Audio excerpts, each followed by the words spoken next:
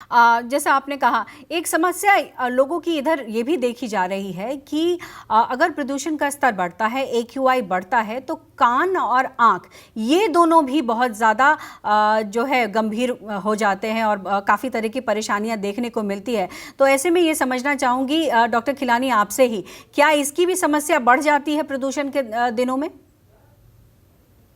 कह रहे हैं आप, ये जो आंख में इरिटेशन होता है, आंखों में पानी आ सकता है और इसमें एक इरिटेंट कंजंक्टिवाइटिस होती है।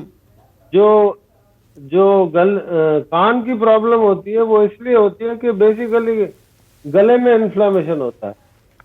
गले, नाक का और कान का एक डायरेक्ट रिलेशन होता है एक ट्यूब के जरिए। इसको हम यूस्टेकियन ट्यूब कहते हैं।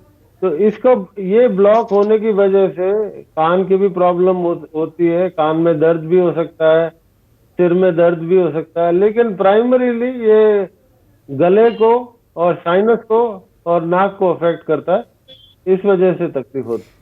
जी डॉक्टर खिलानी, यहाँ पर एक जानकारी जिस तरीके से आई है कि एम्स और सेंटर फॉर क्रॉनिक डिजीज़ ने 12,000 लोगों पर एक स्टडी की थी जिसमें चेन्नई और दिल्ली को शामिल किया गया था और दिल्ली में देखा गया कि डायबिटीज़ के पेशेंट्स जो थे या नहीं थे उनमें प्रदूषण की वजह से डायबिटीज़ की जो बीमारी है वो बहुत ज़्यादा बढ़ गई।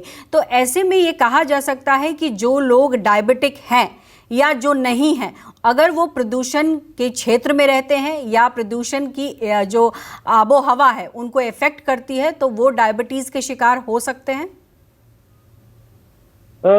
इसका तो मुझे तय नहीं है कि प्रदूषण से डायबिटीज डेवलप हो जाए, हालांकि कुछ प्रमाण है, लेकिन डायबिटीज की कॉम्प्लिकेशन जो होती हैं वो कई तरह से होती हैं।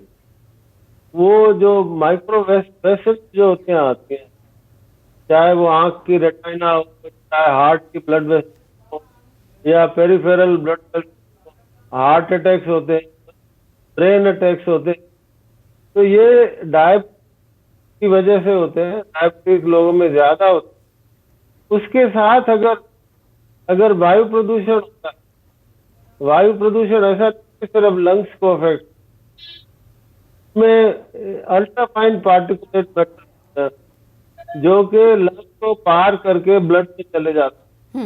उसके अलावा कार्बन मोनोऑक्साइड, नाइट्रिक ऑक्साइड और सल्फर डाइऑक्साइड गैसेज होती है, एंटर तो लंग के जरिए लेकिन ब्लड में चली जाती है। तो उससे जो सिस्टमिक इन्फ्लामेशन होता है और ब्लड वेसल्स अफेक्ट, डायबिटीज और इसको बता लिया जाए तो कॉम्प्लिकेशन रिस्क बढ़ जाता है। जी बिल्कुल, कॉम्प्लिकेशन बढ़ जाती है और ऐसे में इसीलिए इस विषय को गंभीरता से लेने की ज़रूरत है, चाहे वो आम लोग हों, चाहे वो डॉक्टर्स हो, क्योंकि प्रदूषण को सरकार कोशिश तो कर रही है कम करने की अलग अलग परियोजनाओं के तहत, लेकिन वातावरण में इतनी जल्दी कोई कुछ नहीं कर सकता, इसलिए एहतियात बरतना ज़रूरी है।